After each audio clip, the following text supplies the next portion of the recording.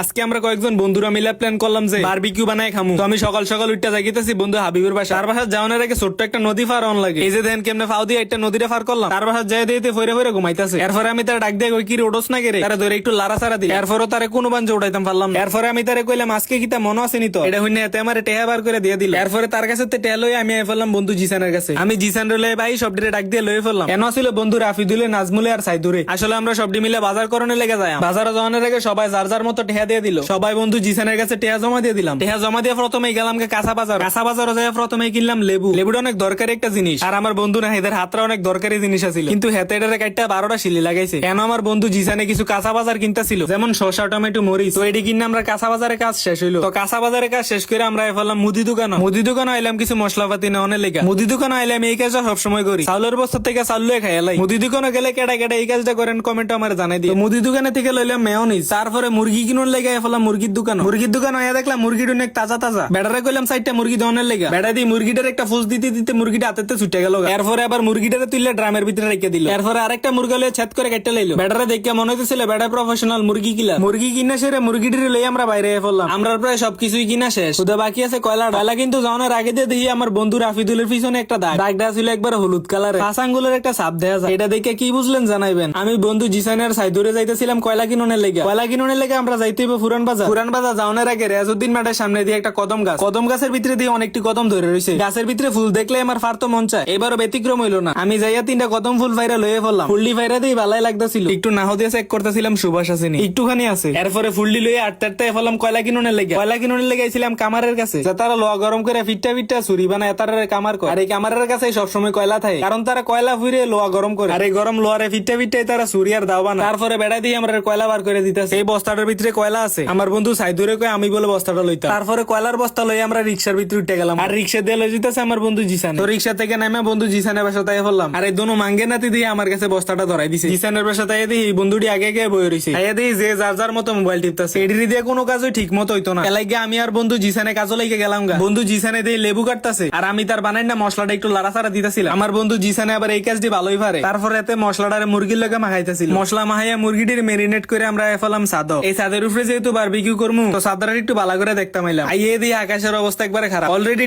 টিপ বৃষ্টি পড়তেছে আর সাদরাও ছিল একবারে ভিজা। তারপরে রাত্রেবেলা সবাই মিলে এফালাম সাদা, তখনও কিন্তু টিপ বৃষ্টি পড়তেছিল। প্ল্যান যেহেতু করে লাইছি তাহলে আজকে করতে হইব সবকিছু। তো কোন রমে কাঠ আর ফাড়ি দিয়ে একটা ছাউনি বানাইলাম আর নিচে চুলাটা সেট করলাম। তাছাড়া আগুনও তো জ্বলাইতে হইব। আগুন জ্বলানোর লেগে আমার বন্ধু রাফিদুল দিয়ে কতটি খাতা লইছে। খাতার লগে ছিল ছাতা আর আমার বন্ধুরের মাথা। আর এই মাথা খেড়াই আমার বন্ধুর এই ছাউনিটা বানাইছে। বেশি বৃষ্টি এলে আসলে এটা কোনো কাজেরই না, কম বৃষ্টি থেকে এটা একটু কাজে। এরপরে আমার বন্ধুরা এই চুলার ভিতরে আগুন দিতেছে। এই বৃষ্টির ভিতরে আগুন জ্বলাইতে আসলে অনেক কষ্ট হইতেছে। আর আমার তো ধরে দিয়েছে 2টা ফ্ল্যাশ লাইট। আর এই ফ্ল্যাশ লাইটটা দিয়ে আমার চেহারাটা একটু আলোকিত করতেছে। এমন টাইমে আমার বন্ধু রাফিদুল একটা লুক দিল। ব্লগার আমরা ভুলে গেছে আমার মা গো।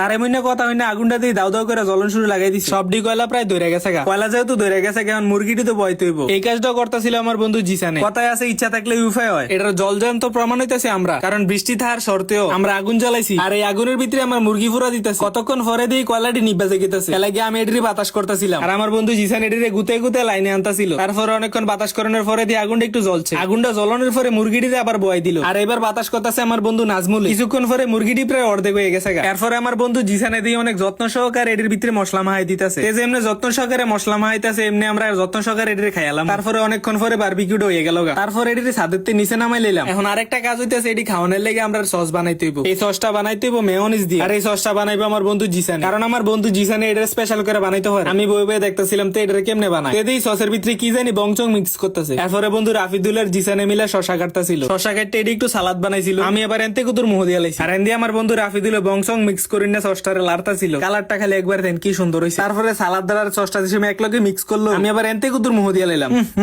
সেই মজা হইছে, ফ্যান্টাস্টিক। অন্যদিক দিয়ে আমার বন্ধু জিসানে আবার একটু গ্রেভি বানাইছিল। গ্রেভি বলতে টমেটো দিয়ে একটা তরকারি আর কি, কিন্তু এই গ্রেভিটাও ছিল একবার এস্থেটিক। সবার শেষে আমরা খাওয়ানোর লেগে বয়ে লাইলাম। খাইতো বয়ে তো সবাই খুশি, কারণ এই বারবিকিউটা বানাইতে সবাই অনেক কষ্ট করছে। আর সবচেয়ে বেশি কষ্ট করছে আমার বন্ধু জিসান। আমার বন্ধুটি কি পরিমানে লাদান দেখেন। হেন্দি আমার বন্ধু জিসানে সস সার্ভ করতেছে, হেন্দিয়া লাদান দিয়ে অর্ধেকটি খেয়ে শেষ করে লাইছে। তারপরে সবাই যে সময় খাইতে বইছে আমার বন্ধু জিসানের ফাইলে একটু চাইলাম। সারাটা দিন কষ্ট করে কি পরিমানে তৃপ্তি সহকারে খাইতেছে, এইটা দেখার পর আমার জিভে জল চলে আসলো। তারপর আমি লেগ পিসটা হাতে নিয়ে একটা কামড় বসিয়ে দিলাম। সেই স্বাদ। আসলে বারবিকিউটা অনেক বেশি মজাই ছিল। আমার খাওয়ানোর স্টাইল দেখে হয়তো বুঝতেন পারতেছেন। আর এন্দি আমার বন্ধু হাবিবের খানা দেন প্রায় শেষ। হেতারে যে দুধ দিছিল এই দুধ প্রায় সাবার দিয়ে লাইছে। আর হেন্দে মজু আনছিলাম 2 লিটার। আমার খানা শেষ হওয়ার পরে আমি একটু মজু খাইলাম। আর হেন্দে সবডি লাদানের খানা শেষ। এনো দেন সবডি খানা শেষ করে ঘাটের ভিতরে একটা হোতা দিছে বালাগত তা, কিন্তু এটি সবডি রাতে মোবাইল আছে। সবডি দেখেন মোবাইলে আসক্ত। এটি 10 মিনিটও মোবাইল ছাড়া থাকতে পারে না। তো মেনশন দিয়ে যান আপনার মোবাইলে আসক্ত বন্ধুরা। খানা দানা শেষে 1 কাপ চা না হইলে কেমন দেখা যায়। তো খানা দানা শেষে আমরা সবাই মিলে চা খাইলাম। তো আমরা চা খেতে খেতে আপনারা পেজটারে ফলো দিয়ে দেন। সো আজকের লেগে এই পর্যন্তই। সবাই ভালো থাকবেন, সুস্থ থাকবেন, টেক কেয়ার, আল্লাহ হাফেজ।